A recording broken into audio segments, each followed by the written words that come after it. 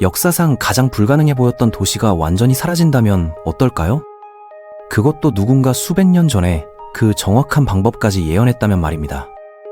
오늘 우리가 살펴볼 이야기는 단순한 역사가 아닙니다. 이것은 신의 말씀이 얼마나 정확하고 치밀한지를 보여주는 살아있는 증거거든요. 지금부터 고대 근동 지역의 가장 강력했던 해상도시 두로의 운명을 파헤쳐 보겠습니다. 두로는 지중해 연안에 위치한 페니키아의 중심 도시였어요. 이 도시의 부와 영향력은 상상을 초월했습니다. 지중해 전역에 걸친 무역망을 통해 막대한 부를 축적했고 바다에 인접한 천연 요새로서 그 어떤 적도 함락시킬 수 없다고 여겨졌죠. 두로의 지리적 위치는 정말 독특했습니다. 본토에 있던 구시가지와 해안에서 약 800m 떨어진 섬에 건설된 신시가지로 나뉘어져 있었거든요. 특히 섬 부분은 사방이 바다로 둘러싸여 있어서 육상 공격이 거의 불가능했어요. 높은 성벽과 첨단 방어시설로 무장한 이 도시는 당시 세계에서 가장 난공불락의 요새로 인정받았습니다. 두로의 경제력도 엄청났어요. 그들은 자주색 염료로 유명한 자색 조개를 독점적으로 거래했고 이를 통해 지중해 전역의 왕족들과 귀족들로부터 막대한 부를 얻었습니다. 또한 뛰어난 조선 기술과 항해술로 당시 세계 무역의 상당 부분을 장악하고 있었죠. 이들의 상선들은 스페인에서 인도까지 알려진 세계의 모든 구석에 닿아 있었습니다. 그런데 기원전 6세기경 하나님의 선지자 에스겔이 놀라운 예언을 선포했습니다. 그는 두로가 완전히 파괴될 것이며 그 방법까지도 구체적으로 제시했어요. 주 여호와께서 이같이 말씀하시되 두로야 내가 너를 대적하여 바다가 그 파도를 일으킨 같이 여러 나라를 거느리고 와서 너를 치게 하리니라고 했습니다. 더욱 놀라운 것은 에스겔이 예언한 구체적인 파괴 과정입니다. 그들이 두로의 성벽을 회파하며 그 망대를 헐 것이요 나도 티끌을 그 위에서 쓸어버려 맨 바위가 되게 하며 라고 했거든요. 여기서 티끌을 쓸어버린다는 표현에 주목해보세요. 이는 단순한 파괴가 아니라 완전한 청소, 즉 기초까지 긁어내는 것을 의미하니까요. 에스겔은 또한 그들이 내 돌들과 내 제목과 내 흙을 다 물 가운데 던질 것이라고 예언했습니다. 당시 사람들에게 이런 예언은 정말 이해하기 어려웠을 겁니다. 왜 누군가가 도시의 잔해를 바다에 던지겠어요? 하지만 하나님의 계획은 인간의 상식을 뛰어넘는 것이었습니다. 첫 번째 단계는 바빌론 왕 느부갓네살의 공격으로 시작되었어요. 그는 13년 동안이나 본토의 두로를 포위 공격했습니다. 이는 고대 전쟁사에서도 매우 드문 장기간 포위전이었거든요. 느부갓네살의 끈질긴 공격 끝에 본토 도시는 마침내 함락되었습니다. 하지만 여기서 흥미로운 일이 벌어집니다. 바빌론군이 성벽을 뚫고 들어갔을 때 두로의 주민들은 이미 대부분 섬으로 피난을 간 상태였어요. 느부갓네살은 본토 도시를 점령했지만 정작 중요한 부와 인구는 여전히 섬 요새에서 안전하게 보호받고 있었던 거죠. 이 상황에서 많은 사람들이 에스겔의 예언이 불완전하게 성취된 것이 아닌가 생각했을지도 모릅니다. 두로는 파괴되었지만 완전히 사라지지는 않았으니까요.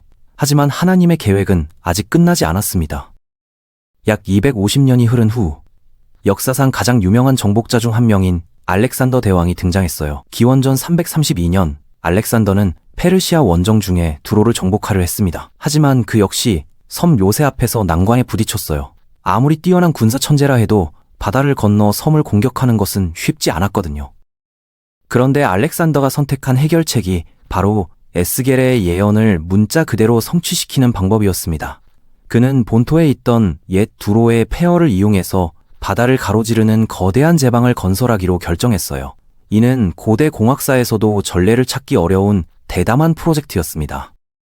알렉산더의 군대는 파괴된 두로의 돌들과 목재, 흙을 모두 긁어 모았어요. 성벽의 잔해, 건물의 기초석, 심지어 먼지까지도 바다에 던져 넣었습니다. 에스겔이 티끌을 쓸어버려 맨 바위가 되게 하며 라고 한 예언이 정확히 실현되고 있었던 거죠. 이 작업에는 수만 명의 병사와 노동자가 동원되었습니다. 그들은 7개월 동안 쉬지 않고 작업했어요. 바위를 나르고 흙을 운반하고 나무를 베어다가 바다에 던져 넣었습니다.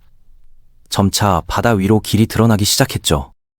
두로의 주민들은 처음에는 이 프로젝트를 비웃었습니다. 바다에 길을 만든다는 것이 얼마나 무모한 일인지 알고 있었거든요. 하지만 시간이 지나면서 제방이 점점 자신들의 섬에 가까워지자 공포를 느끼기 시작했어요. 알렉산더의 제방이 완성되자 그는 공성 기계들을 섬까지 운반할 수 있게 되었습니다. 거대한 공성탑과 투석기들이 제방을 따라 이동해 왔어요. 이제 두로의 천연 방어막이었던 바다가 오히려 적의 진군로가 되어버린 것입니다. 치열한 공성전 끝에 두로의 성벽이 무너졌습니다. 알렉산더의 군대가 섬으로 쏟아져 들어왔고 2000년간 지속되어 온 두로의 영광은 막을 내렸어요. 에스겔이 그들이 내 돌들과 내 제목과 네의 흙을 다 물 가운데 던질 것이라고 한 예언이 완벽하게 성취된 순간이었습니다. 하지만 이야기는 여기서 끝나지 않습니다. 에스겔은 두로가 다시는 재건되지 않을 것이라고도 예언했어요. 내가 너를 영원히 멸망시켜 다시 잊지 못하게 할 것이라고 했거든요. 과연 이 예언도 성취되었을까요? 역사를 살펴보면 정말 놀랍습니다. 두로는 그 이후로 한 번도 옛날의 영광을 회복하지 못했어요. 물론 그 자리에 작은 마을들이 들어서기는 했지만 지중해를 지배했던 강력한 해상 제국으로서의 두로는 영원히 사라졌습니다.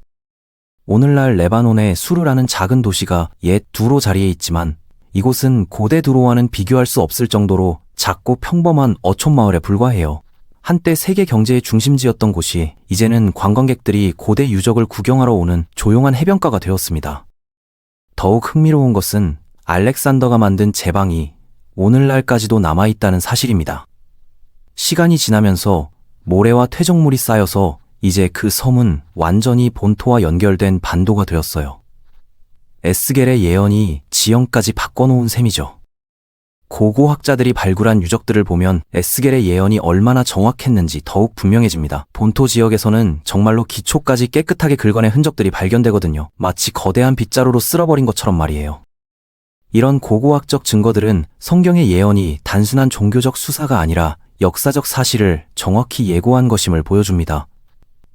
에스겔이 살던 시대에는 누구도 상상할 수 없었던 방식으로 두로가 파괴되었고 그 예언의 모든 세부 사항이 문자 그대로 실현되었어요. 특히 주목할 점은 이 예언이 여러 단계에 걸쳐 성취되었다는 것입니다. 먼저 느부갓네살이 본토 도시를 파괴했고 그 다음 알렉산더가 그 잔해를 바다에 던져 섬 도시까지 정복했죠. 한 사람이 아니라 여러 나라가 두로를 공격할 것이라는 예언도 정확히 맞아떨어진 거예요. 이런 정확성은 우연의 일치로 설명하기에는 너무나 구체적이고 복잡합니다. 에스겔이 단순히 운 좋은 추측을 한 것이 아니라 정말로 하나님의 계시를 받아 미래를 내다본 것이라고 봐야 합리적이에요. 더 나아가 두로의 멸망은 단순히 한 도시의 운명을 넘어서는 더 큰 의미를 담고 있습니다. 이는 인간의 교만과 하나님의 주권 사이의 대결을 보여주는 상징적 사건이기도 했거든요. 두로는 자신의 부와 권력을 자랑하며 하나님을 무시했지만 결국 하나님의 말씀 앞에 무너지고 말았어요. 에스겔서에는 두로 왕이 자신을 신이라고 주장했다는 기록도 나옵니다. 네가 마음이 교만하여 말하기를 나는 신이라 내가 하나님의 자리 곧 바다 중심에 앉았다 하도다 라고 했죠. 하지만 하나님은 너는 사람이요 신이 아니거네요 이라고 선언하시며 그들의 교만을 꺾으셨습니다. 이는 오늘날 우리에게도 중요한 교훈을 줍니다. 아무리 강력해 보이는 세력이라도 아무리 불가능해 보이는 요새라도 하나님의 말씀 앞에서는 한순간에 무너질 수 있다는 것이에요. 인간의 교만과 하나님의 주권은 결코 양립할 수 없습니다. 두로의 멸망은 또한 하나님의 정의가 어떻게 실현되는지를 보여줍니다. 두로는 이스라엘의 고난을 비웃고 조롱했어요. 예루살렘이 멸망했을 때 아하 좋다 좋다 만민의 문이 깨어져서 내게로 돌아왔도다. 그가 황폐하였은즉 내가 충만하게 되리라고 말했거든요. 하지만 결국 심판을 받은 것은 두로 자신이었습니다. 성경의 예언들을 연구해보면 그 정확성과 구체성이 정말 놀라워요. 두로의 경우처럼 지명, 방법, 순서, 결과까지 모든 것이 세밀하게 예고되고 그대로 실현되었습니다. 이는 성경이 단순한 인간의 저작물이 아니라 하나님의 영감으로 기록된 계시라는 강력한 증거죠. 오늘날에도 우리는 이런 예언 성취들을 통해 하나님의 살아계심과 그분의 말씀의 권위를 확인할 수 있습니다.